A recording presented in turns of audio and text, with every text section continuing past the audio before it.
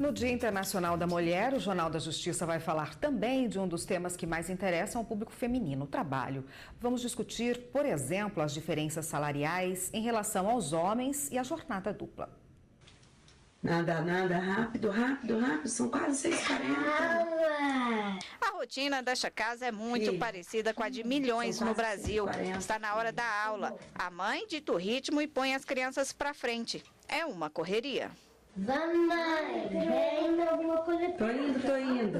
E é uma rotina que é corrida, que eu acho que é da maioria das mulheres brasileiras, né? A gente trabalha, a gente tem essa dupla jornada, a gente trabalha em casa, a gente trabalha com os filhos, tem a coisa da escola. Segundo um estudo do Instituto de Pesquisa Econômica Aplicada, a mulher trabalha em média 7h30 a mais que o homem por semana. Isso porque a atividade se estende dos afazeres domésticos e divide o tempo com o trabalho remunerado. 90% das mulheres declaram que fazem atividades domésticas. No caso dos homens, é apenas a metade. E o número de mulheres que trabalham se estabilizou em 60% nos últimos 20 anos. Ana Paula tentou se dedicar exclusivamente à família, mas a experiência só durou 5 meses e ela sentiu a necessidade de voltar à correria de antes. Você conseguir trabalhar e você conseguir também ter a sua vida familiar, a sua vida social, a sua vida com o marido, a sua vida com os filhos, é gratificante. E as mulheres já chefiam 40% das famílias brasileiras. Em 1995 eram 23%, mas elas ainda ganham 3/4 do que ganham os homens.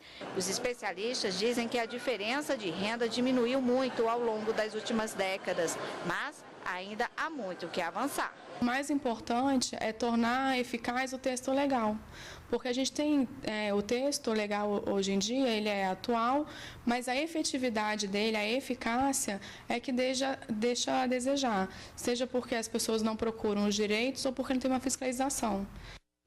Bom, e nós voltamos a falar com a advogada Renata Vilas Boas agora sobre os direitos da mulher no mercado de trabalho conquistados ao longo das décadas, né? Doutora, é claro que existiu uma diferença muito maior do que nos dias de hoje, né? A gente que conhece um pouco de história, a gente sabe que a diferença era gritante, a mulher não podia trabalhar, não tinha acesso ao mercado de trabalho, quando conseguiu havia muita diferença, mas hoje em dia ainda existem diferenças trabalhistas entre homens e mulheres, e o que fazer para igualar isso? Olha, existem algumas diferenças trabalhistas entre homens e mulheres que precisam permanecer. Por quê? Porque faz diferença o ser mulher e ser homem. Então, por exemplo, a questão da licença maternidade. Então, ou seja, eu tenho um momento que tem um diferenciador, então isso tem que permanecer distinto.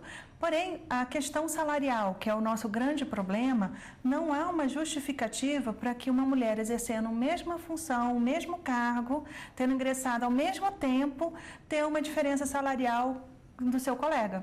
Então, se eles estão exercendo a mesma atividade, não tem por que ter essa diferença. Mas, ainda assim, a gente encontra, né, empresas que, contrariando a norma, se posicionam dessa forma. Nesse caso, essa mulher precisa ingressar em juízo para poder fazer essa equiparação salarial e receber essas diferenças ao longo da relação trabalhista.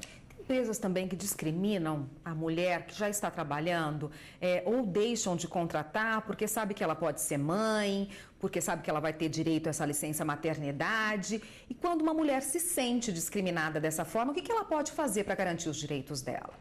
Nós encontramos ainda empresas que fazem uma discriminação em razão da idade da mulher, né? Então, se ela se encontra numa idade fértil, ela poderia, em tese, engravidar a qualquer tempo, logo, se tiver um candidato homem, ele tem preferência do que a mulher. Porque ainda aquela visão de que essa mulher é que vai cuidar da criança, que vai ficar com os filhos.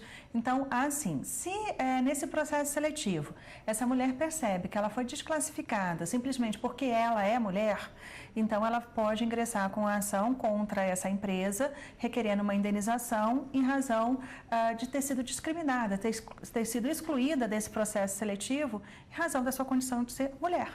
A senhora estava dizendo da diferença salarial, que em alguns casos é até gritante. Como é que a pessoa consegue, no ambiente de trabalho, saber se o colega dela, do sexo masculino, está ganhando mais que ela? É um direito dela pedir, por exemplo, no RH, para saber qual é o salário de um homem na mesma função, com o mesmo tempo de trabalho que ela, para ver se ela está ganhando o mesmo que ele?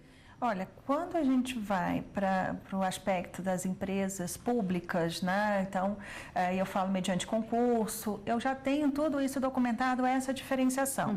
Né? Então, tem aí o portal da transparência, eu consigo ver esses dados. Mas quando são empresas particulares, eu não vou ter acesso a esse contra-cheque, o RH ele vai se negar a me dar essa informação. Mas se eventualmente eu desconfio que isso está acontecendo, eu tenho mecanismos de ingressar no judiciário. A gente vai pedir o quê? A exibição desses documentos para constatar a existência ou não dessa diferença. Às vezes, então, eu preciso entrar com essa ação primeiro, fazendo essa prévia, para aí decidir se, agora então estou vendo aqui, ó, preto no branco, que há essa discriminação e, portanto, vou entrar pedindo a indenização. A gente viu aí na reportagem que a mulher trabalha em média 7 horas e meia a mais que o homem por semana, e grande parte disso porque ela trabalha em casa. A gente sabe que passa muito disso, né? Dessas 7 horas e meia aí. A mulher trabalha da hora que acorda, da hora que vai dormir, geralmente, né? Na sua maioria. Como corrigir? Só que existe alguma previsão legal para distribuir essas atividades domésticas, por exemplo, para não deixar tudo nas costas da mulher, digamos assim? Na realidade, eu já tenho isso. Quando a gente pega a Constituição Federal e a gente vai dar uma lida na parte da questão da família, e aí eu visualizo que é dever do pai e da mãe para com os seus filhos. Cuidar dos seus filhos é dever do pai e da mãe. Então, não é dever exclusivo da mulher. Então, se eu faço a leitura da Constituição nesse artigozinho 226 e 227 da Constituição Federal, eu vejo já isso. O que precisa é as pessoas se conscientizarem, né? E quando a gente trabalha o início da Constituição no artigo 5º, que eu vou ver que são iguais, homens e mulheres, então, assim, eu encontro também um amparo legal para falar, olha, marido, você tem que fazer a sua parte. Tem que ter uma divisão. Então, por que a mulher é que tem que levar o menino na escola? Por que ela que tem que, na reunião de pais, por que ela que tem que deixar o emprego dela para ficar com aquela criança? Não são os dois os pais daquela criança? Então, os dois são responsáveis por aquela criança. Eles precisam criar uma rotina de uma forma em que, ora vai um, ora vai outro. Um cuida em determinado aspecto e outro cuida no outro. Fazer de uma forma equânime. Mas, infelizmente, não é isso que acontece. Pois é, a gente sabe, é dividir, né? Não é ajudar, é dividir como deve ser mesmo. Obrigada pela participação. Eu conversei com Renata Vilas Boas, que é advogada, e conversou hoje com a gente a respeito dos direitos das mulheres, tanto no mercado de trabalho, quanto também em relação à violência doméstica. Obrigada, doutora. Até uma próxima. Eu que agradeço. Até uma próxima.